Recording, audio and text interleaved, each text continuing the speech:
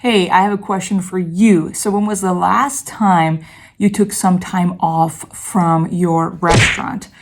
And how long was that time off? And by that, I mean fully being unplugged and not checking sales, not checking labor, not getting those phone calls all hours of the day asking you for different stuff, being able to fully disconnect from your restaurant. The way we measure our effectiveness as restaurant leaders, being restaurant owners or restaurant managers, is assessing how our team does when we are not there.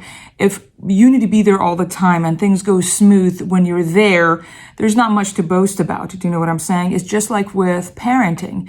If you need to be there all the time for your children to behave well, and when you're not there, in your absence, the children don't do very well, that's just simply a reflection of how we're doing as parents. We have been in this business for about 6 years, and it's not been really long comparing to many folks who have years and years of experience in this industry. But what we had, I think, that was a little bit different than other people maybe in this industry is that we got into this business without really having any experience in the restaurant industry for freedom. That was our vision. We wanted to have control of our time. And when we bought our first restaurant, we had 2 little boys. One was 7-month-old and the other one was a 1.5-year-old.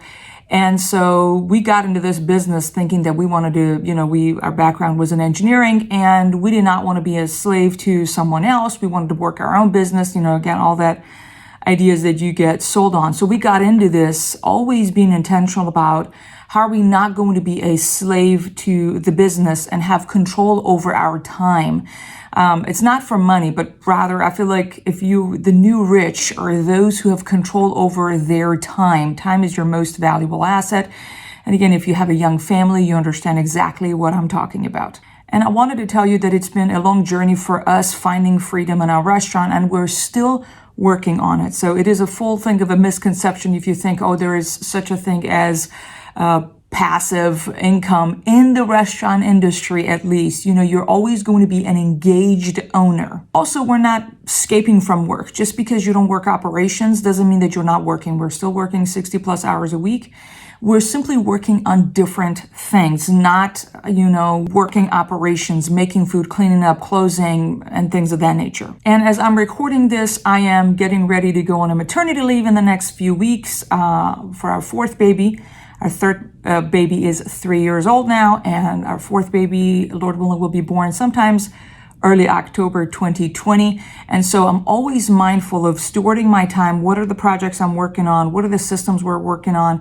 And how are we going to, again, move and walk toward that vision, which is continuing to have operations and people operate and do their stuff, and the customers being taken care of, and our numbers be within our range, and the sales continues to grow without our involvement. That is always our objective. And in this show, I'm going to share with you what are some of the things that we have done that, if you would like, again, hopefully to work toward that vision for you to have more freedom from your restaurant, be able to take some time off, maybe a week or 2 off, and fully disconnect from your restaurant. You're able to also do that. So the first step as we are going toward being less and less of a slave to our restaurant and run our restaurant without our restaurant running us is to assess and analyze, our vision. What was your vision when you got into this business, right? And maybe you've been in this industry for a long time. Maybe you're a restaurant manager watching this, and one day you would like to own your own restaurant.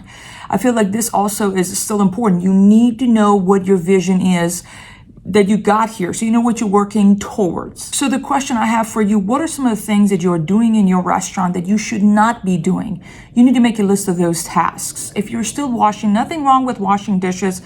Whenever we go to the restaurant randomly once and twice a week or whatever, I do try to assist our team. And I've done that for years, and our team have seen me. It's not like because I don't want to be cleaning toilets or washing dishes. I do that and I have no problem doing that, But if these are the tasks you do consistently, then you're kind of getting yourself, what's the value of your time? Is it like $10 an hour, $15 an hour? If, you need to be working on bigger problems and bigger projects. So the question I have for you, what are some of the things that you're doing that you should not be doing, and you're aware of those things that It's not the scope of your duties to take this restaurant to the next level and or free yourself from, all the different stuff that, again, it is not your duty to do. Second thing is systems you have. Obviously, this is our second step as we're working toward become more of a free restaurant professionals is assessing our systems. If you need to be there at closing, so the question is, do you have a system for closing your restaurant? If you don't, you need to mark your calendar effective this week and sit in front of your computer and write out a procedure for your closing. It will not be perfect, and you're going to go through multiple iterations of that. But it'll be a start and something workable to hand to your team for them to follow and you hold them accountable instead of you needing to be there all the time. You will continue to be a slave to your restaurant if you do not figure out how to duplicate yourself. You need to define what is good enough. It will never be you because there's obviously no other human on planet Earth who is you. However, what you need to define what is good enough for your team. If people can accomplish about 70% of what you would have accomplished doing that same task, you need to settle with that because your freedom and your family and your time is worth it. If other restaurants have been able to execute that, not needing to be there or creating systems for any particular something that it is that you're working on, or maybe it's a recipe, then you're like, no, it has got to be me that makes those gnocchis. So if there's been other restaurant owners that have been able to duplicate themselves and have other people work that recipe, hypothetically as an example, then it's an excuse and you have work to do, friend. I wanted to tell you the aspect of the systems that we have in the restaurant is something that we've worked on aggressively for the last 6 years. And that's one of the main reasons that we've been able to step away from the restaurant many times, go on different trips or take some time off because, again, we have young children. And again, these are stuff that we're continuing to work on to improve upon. I do have a video actually going over 37 different systems that we've been able to implement in our restaurant. And again, that I think you really need to consider as you're working toward your vision of being more free from your restaurant. Check out the link down below for that. Step number 3 is, as you know, and I wish it wasn't that way, again, having a background in engineering, is that no matter the state of the art systems that you have in place, you need people. In fact, people is your most valuable asset. People are the ones who drive your systems, and you need people no matter with their shortcomings and how much you love people and how much they love working at your restaurant, all of those jazz. They're an asset and the key to the lock for you to have a life. One of your main duties as a restaurant owner or a restaurant manager is to constantly equip your people, train them on your systems, hold them accountable on your systems. And that, like about 50% of your role in the company is just that. Our goal with our systems isn't to make things even more complicated than they are and make it more difficult for them, but rather it is to be used as a tool to remove thinking and needing to remember 30 different things, right? All they need to do is follow the checklist, hypothetically, or the procedure, or watch this video when they're training people. So our desire and our goal when we go about creating all these systems in our restaurants is to make life easier for our people. And we need to be mindful of that. When it comes to people, some of the basic things, people want to be valued. They want to be appreciated. And you know that. And I know at times it is really hard because it's easy to see all the shortcomings people have. So what you need to do is put yourself in their position, be gracious. I'm not saying to let them run everything and don't hold them accountable. That is not what I'm saying, as you know it. However, maybe they do 15 things very well, and if every now and then they fall short. Make sure that you are gracious because you have invested so much in the individuals you're dealing with. It's critical for us to know what matters to our people and give them what they want. And so that's going to require building relationships, building rapport, understanding what they're going through. Is it money that matters to them? They want to feel valued. They want to own their own restaurant. And we got to work toward, again, as part of serving them is figuring out what they want and give it to them. It's important to be flexible at work as part of being, the work at the restaurant can be incredibly hard. And you know that. Physically intense, mentally very, very intense as well. So at times it's important to be flexible. You need to have a lot of communication with your people. You need to be honest, all kinds of stuff. In fact, I have a video where I'm going over 15 character traits of a restaurant leader. It could be a manager or a restaurant owner. That, again, these are things that we're continue to work on. I'm not going to tell you that it's a done work and we figured it out. It's not true at all. And these are areas that we continue to work on as we're bettering ourselves in this business. I'm going to have the link to that show as well down below. But as you know, nothing new under the sun. Figure out your systems, figure out your people, and equip them. And again, those two are incredibly important to get you to where you want to be. Step number 4, as I mentioned, is that you need to be course correcting all the time. You must be obsessed about your vision. That's why it's important to have clarity over what your vision is. Why are you in this business? Maybe it is that you want to have 100 locations in the next 10 years. Fantastic. And that is just fine.